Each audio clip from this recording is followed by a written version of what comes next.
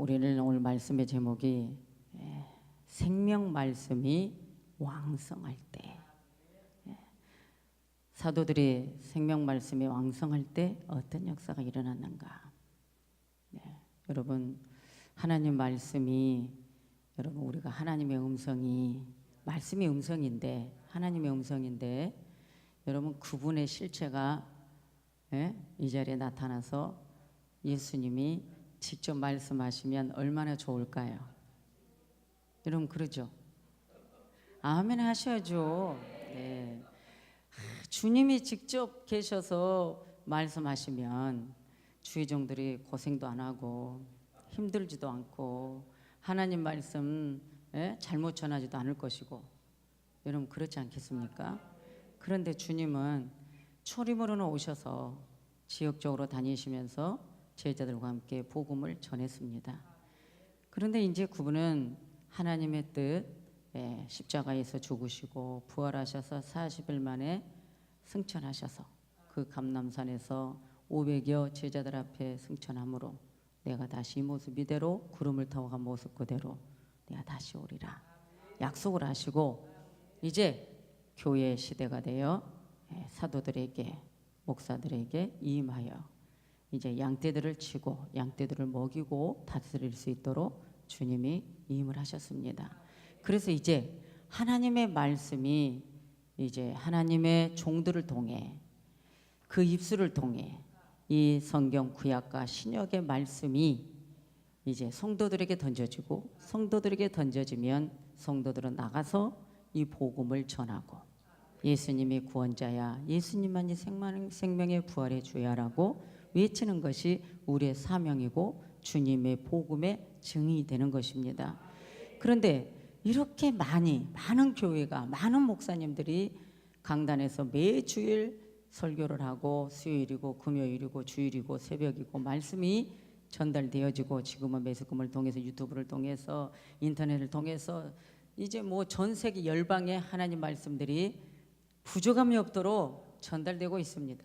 그런데 왜 그리 그 말씀은 한없이 퍼져졌는데 항상 성도들은 굶주리고 배고프고 천국의 길을 안내주고 던지지만은 우리 안에는 예수님보다 세상의 지식을 배운 대로, 세상 경험 얻은 대로, 내 사상을 가진 대로 살고 있다는 거죠.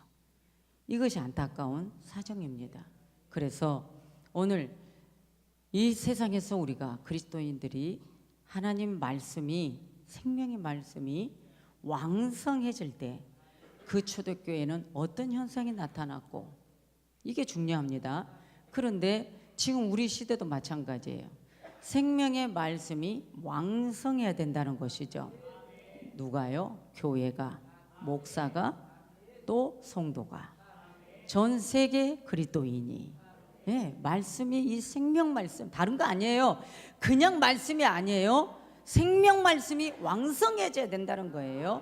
그런데 사도행전에서 이 말씀이 우리에게 아주 큰 힘을 주고 또 깨달음을 주고, 이 말씀이 우리에게 지침이 되어서, 그렇지, 우리는 세상에 세속의 소리가 강해지고 비진리가 강해지고 우상이 강해질지라도 예수 그리스도 진리의 말씀은 종들을 통해서 더 강력히 풍성해야 되고 왕성해야 되고 더 강력히 예수 그리스도를 전달해야 되고, 세상에서 어떤 것이 예수를 가로막는다 할지라도 우리는 예수를 가로막아서는 안 되고, 막혀서도 안 되고, 여러분 힘이 빠져도 안 되고, 더 말씀이 강력해야 된다는 것이죠. 그것은 어디에서 힘이 있는가? 내 안에 성령이 충만할 때 되어진다는 거예요. 그래서 말씀이 지금 왕성했다, 흥왕하여 세력이 얻어지니라, 말씀이 흥하겠더라, 이런 부분들을 계속 갑니다. 그런데 우리는 이 하나님 말씀, 모든 성경 구약과 신약의 말씀이 나의 현 주소라는 거예요.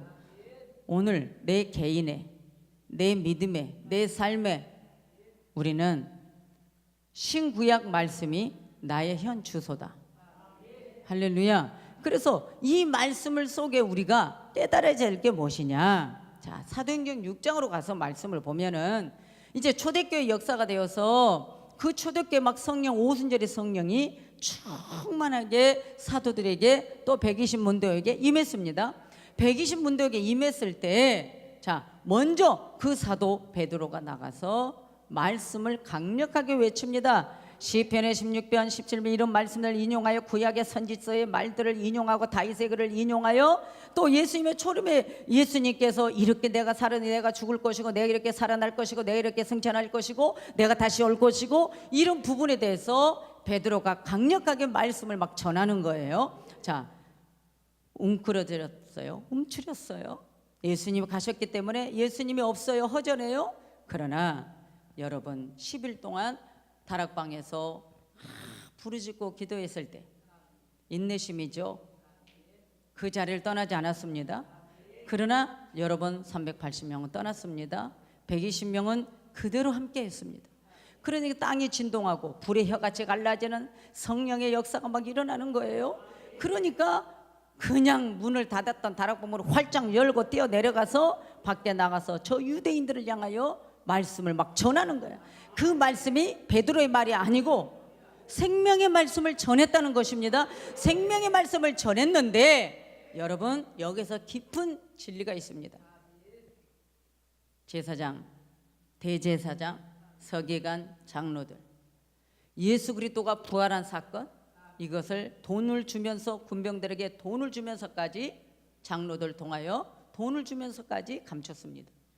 그런데 이 감춘 사실은 이제 예수 그리스도가 살아났다, 예수 그리스도가 우리 죄를 사함을 주었다, 예수 그리스도가 나의 구원자라 메시아라고 전달하면 이것은 큰일 난 사건입니다. 옥에 가두는 사건입니다. 죽이는 사건입니다. 그런데 여러분 스데반이 집사가 죽죠.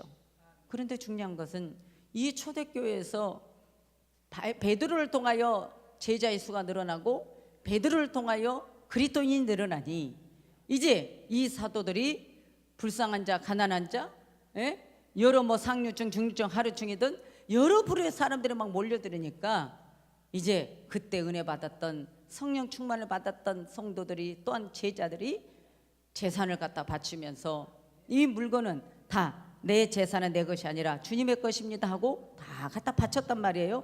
이러니까 그 재산을 바치는 것들을 사도들이 그래 이렇게 많은 백성들이 몰려오는데 여러분 사도들이 구제에 막 빠지는 거예요. 섬기는 일에. 그때에 우리는 말씀을 전해야 되지 않겠냐?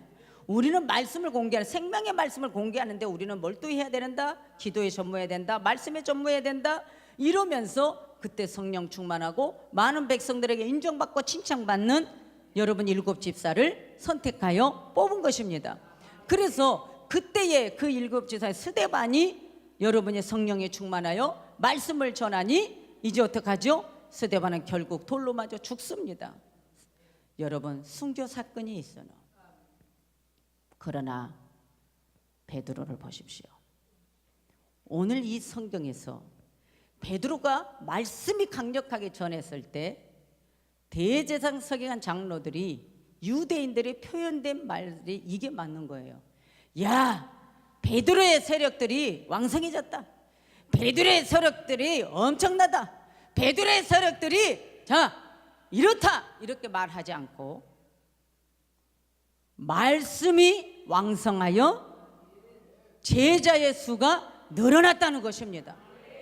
여러분 잘 들어야 됩니다. 목사가 말씀을 전합니다. 목사가 능력이 있습니다. 목사가 실력이 있다고 합니다. 그래서 영혼들을 구원합니다. 복음을 증거합니다. 그러면 사람들은 인간적인 말은 뭐죠? 자, 예를 들면 이재희 목사. 그러면 이재희 목사 세력들이 늘어났더라. 이재희 목사의 세력들은 왕성하더라. 이게 인간적인 말이에요. 그러나 아니죠. 주의 종은 온데간데 없고 종은 하나님 말씀을 전달하는 심부름꾼에 불과하니 이 목사를 통해서 생명 말씀이 나가면 나갈수록 뭐하죠? 말씀이 왕성하여 생명 말씀이 왕성하여 이것이 중요한 거예요. 그러니까 결국은 베드로가 아무리 말씀을 잘 전했어도 결국은 말씀이 왕성하여 부흥이 됐다는 거예요.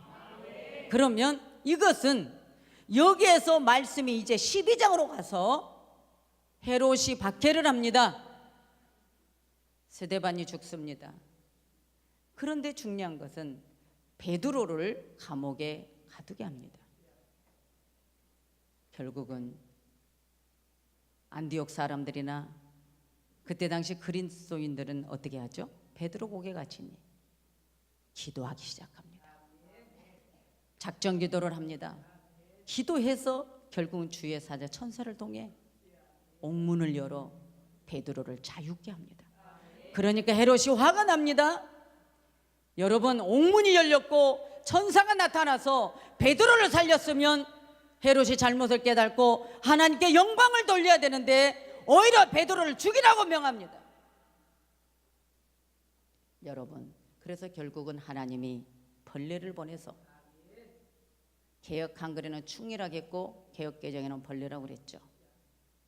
벌레를 보내서 헤롯을 죽여버립니다. 왜 그러죠? 하나님의 역사를, 주님의 나타나심을 영광 돌리지 않았기 때문입니다. 몰라서 그랬으면 이제 주님이 일하셨으니 깨달아야 된다는 것입니다. 확인이 되었으면, 주님이 하신다라고 확인이 되었으면 하나님께 영광을 돌려야 되는 것이 사명이라는 것입니다.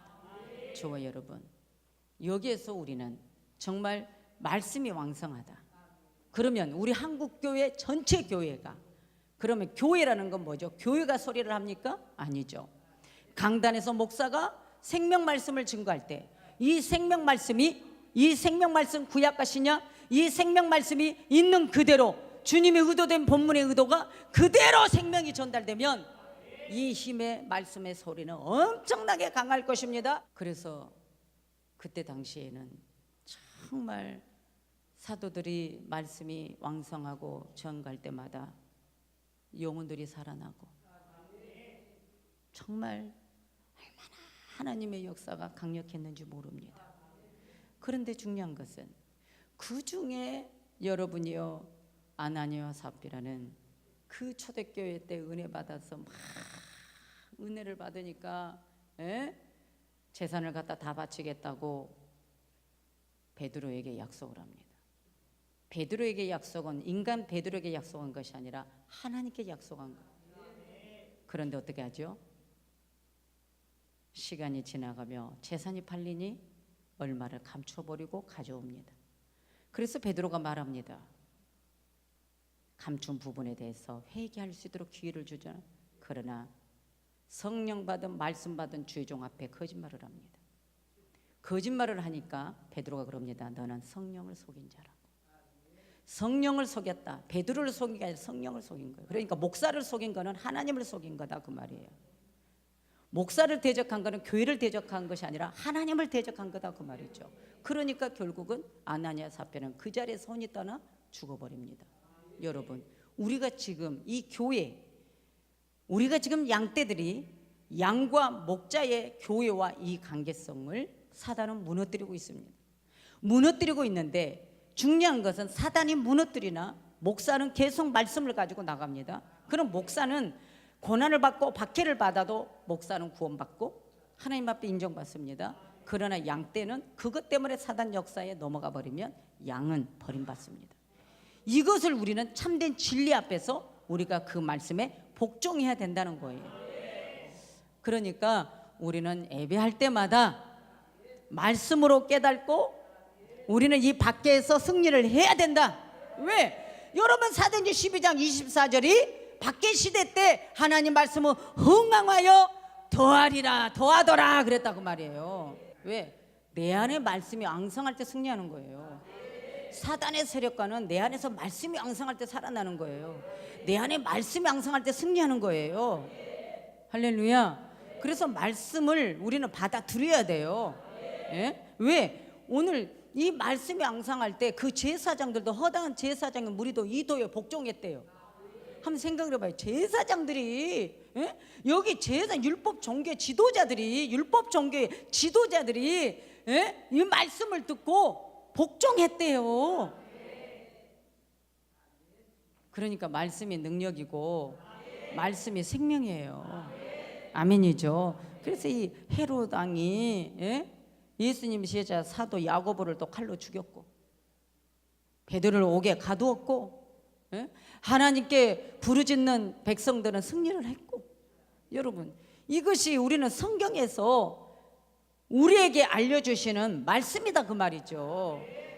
할렐루야. 그러니까 우리는 하나님이 함께 하시니 우리는 믿음의 삶에서 절대로 내 안에 안 좋은 공기를 집어넣고 풍선처럼 언제 터트려질지 살면 안 된다는 거예요. 그래서 우리 사람은 모든 인간은 하나님의 형상, 그 선함, 그 거룩함, 그 형상대로 하나님 만들었는데 왜 우리는 우리 속에 악령이 들어가서 안 좋은 생각들을 가지고 내 속에 자꾸 부정적인 생각을 가지고 사단이 자꾸만 나를 까부러지게 만들고 나를 자꾸만 넘어뜨리게 만들고 좌절하게 만들고 이런 생각 저런 생각 장기가는 건 다 사단 짓이다 그 말이에요. 그러면 여러분들 어떻게 해야 돼요? 빨리 벗어나야 돼. 그 사단의 그 옥에서 벗어나야 돼. 여러분 베드로가 감옥에 가뒀어요. 진짜 감옥이에요. 그런데 오늘 우리에게 영적 감옥이 무엇입니까? 생명 말씀을 먹지 못하게는 우리의 마음의 옥문을, 이것을 여러분 완전 문빗장을 열어버려야 돼. 사단에게는 완전히 올 수 있도록 여러분 가르쳐버려야 되고 하나님 말씀은 열어놔야 된단 말이죠. 주님은 오늘 우리에게 어떻게 일하실 줄 모르는 거예요. 잘못됐으면 회개하고 깨달으면 되고 용서받고 주님 앞에 어찌하든 우리는 영적인 것은 그거거든요. 죄인은 더 앞에 주님 앞에 나와서 엎드려야 돼. 아유 내가 죄인이라 교회 못 가. 이거는 여러분 그 사단의 말이에요. 주님은 죄인을 구원하러 왔거든요. 여러분 주님은 죄인을 구원하러 왔어요. 주님은 잘못된 자를 향해 더 불쌍히 여긴단 말이죠. 이단 빼고는. 이단에게는 먼지까지 털어버리라고 했으니까 너희를 영접하지 않냐고도 먼지까지 털어버려라 그랬거든요. 그러니 우리는 말씀에서 이런 분별이 있다는 거예요. 그러니까 생명 말씀이 왕성하면 왕성할수록 내 안에 그 말씀을 먹으면 먹을수록 내 말씀이 채워지면 채워질수록 생명 양식이 채워지면 채워질수록 우리가 승리한다는 거예요. 그러니까 성도는 여러분의 가정과 여러분의 삶의 현장에 어떤 문제가 있든 말씀으로 채워서 주님이 나를 축복하신다, 주님이 나를 살리신다, 주님이 나를 승리하게 하신다, 주님이 나를 믿음의 걸음을 가게 하신다, 주님이 나를 믿음을 성장시킨다, 주님이 나를 말씀으로 채우신다라고 여러분 우리는 입술로 계속 선포하면서 나아가야 돼. 주님 앞에 담대히 나아가야 돼. 주여 내가 죄송해서요 기도도 못하겠어요. 이거 다 마귀 소리라는 거예요. 여러분 우리가 분별해야 될 줄 믿습니다. 여러분 오늘 우리 정말 사단의 옥에서 우리 갇혀진 이 마음, 여기서 우리는 자유를 찾아야 됩니다. 정말 우리는 오직 성령으로 오직 말씀으로 이것이 우리 안에서 계속 살아나야 여러분 믿음도 성장하고 우리의 삶의 말씀이 늘 내 안에 적용이 되고 그렇게 되어진다는 것입니다. 그러니까 결국은 여러분 바울이든 베드로든 모두가 사도들을 보면 주님이 부활해서 살았어. 십자가에서 죽은 그대로 예수가 무덤에 있는 게 아니야. 살아났어. 살아났다니까 이거를 증거하는 거예요. 살아났다고. 그런데 살아났다고 증거하면 증거할수록 죽이려고 하는 거예요. 그런데 주의 말씀을 들어야 된다. 오늘 생명 말씀을 들어야 된다. 그때 여러분 사도행전 19장으로 가서 보면은 어떻게 되죠?